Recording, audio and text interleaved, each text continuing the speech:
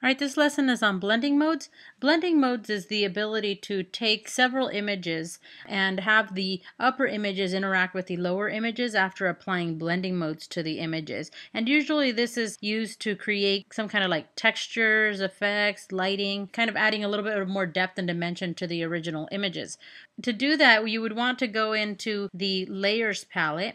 The layers palette in this area here that says normal, I'm just going to go ahead and click on one of these.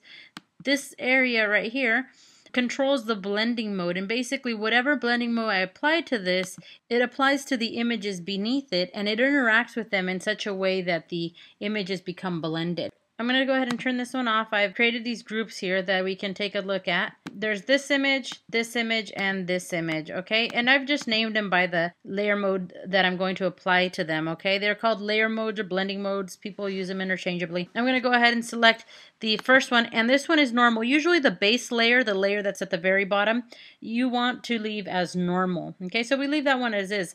But the ones above it are the ones that are going to interact with these below it. And I'm going to go ahead and click this one. I'm just going to put multiply on it, and on this one I'm going to add color burn. Here we go. All right, now you'll notice that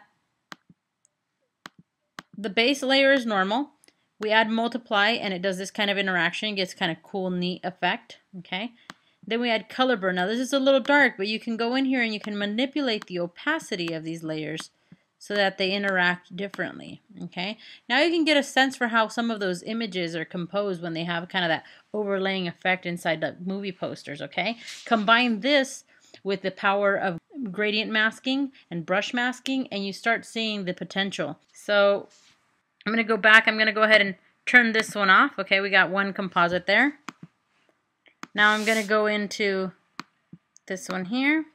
We have this image and we have that image. My base one is going to stay normal, but what I'm going to do is I'm going to turn it into black and white, because if I go in here right now and I just click here hard light, I'm going to go into hard light. That's okay, but it's not as creepy as I'd like it to be.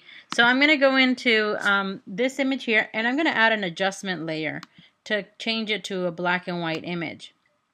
All right, and I'm just going to tweak some of this, and you can just kind of affect it, and that just looks a little more eerie. Almost a little ghostly, okay? So you can start seeing how this has the potential to already start making like a movie poster. All right? Again, you could blend these images in, and then you can use gradient masking to remove some of this wherever you don't want it, okay? All right, so I'm going to go ahead and remove that. And we're going to turn this one on, and we're going to go in here, and I'm going to turn this one into linear burn. Notice it already has an opacity, and that's fine if it has opacity. I had added it previously. I was testing things around. You can always increase the opacity or lower the opacity. I'm going to go into linear burn. So that added that to there, and then I'm going to add a multiply to this one. And notice there's this guy's face down here.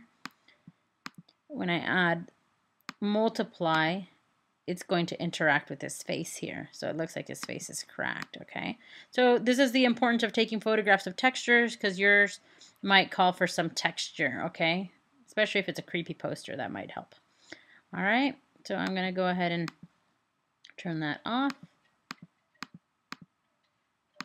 Another one here, and turn on the base layer here. This one I'm going to apply an overlay.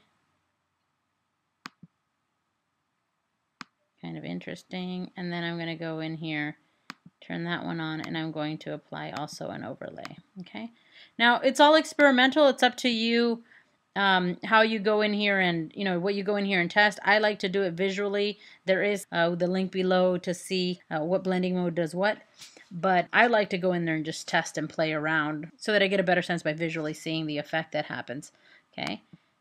You could always lower the opacity in these if it's too intense.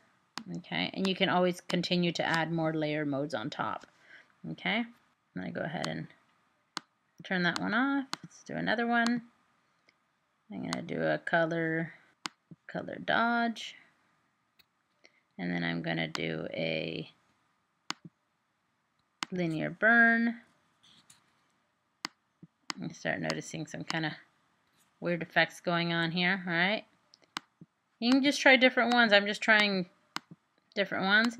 A practical way that you might see this being implemented is, say that you want to photo montage a logo onto a golf ball like this. I could just go ahead and click on the layer of the logo here. That's this logo here.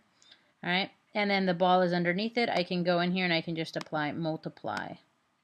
And notice you get a little bit of that texture in here. I'm going to go ahead and zoom in. You get a little bit of that texture to show through, whereas before it was normal. It even had this white bounding box around it.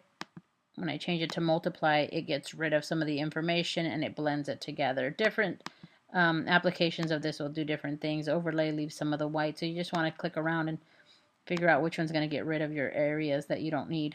Okay, and sometimes they'll work perfectly, sometimes they won't. Sometimes you have to do some hand manipulation, like cutting it out.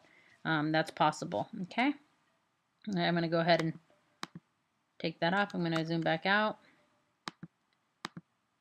And then we're going to do this one here. And previously we saw that you can do masking with a texture. You can also have a texture like this, and you can have text, so that you can use this in combination with text, and you can apply blending modes to the text. Okay, now so I'm on the color burn layer here. I want to make sure that I'm not on group, that I'm on layer here, so that I can click on the stuff within the group more easily. And I can go in here and I can say